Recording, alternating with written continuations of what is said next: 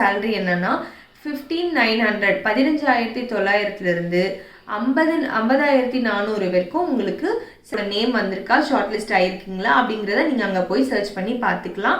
Next விஷயம் என்னன்னா, நம்ம 10th எவ்வளோ மார்க் எடுத்திருக்கோன்றது அவங்க பார்க்கறது கிடையாது. 10th பாஸ் ஆனால் போதும். இதோட எலிஜிபிள் வந்து 10th பாஸ் தான். நம்ம 10th மார்க்கை வச்சு கம்யூனிட்டி வைஸில் நம்ம எவ்வளோ மார்க் எடுத்திருக்கோம், நம்ம மார்க்கை வச்சு அவங்க ஒரு கேல்குலேஷன் போட்டு அதில் 85% வருதா அப்படிங்கிறது தான் அவங்க பார்ப்பாங்க.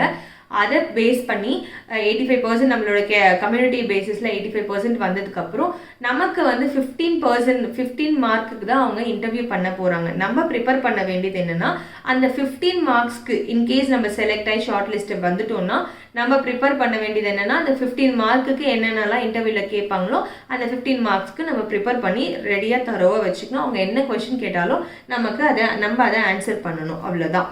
இது மட்டும்தாங்க நம்ம இப்போ பண்ண வேண்டிய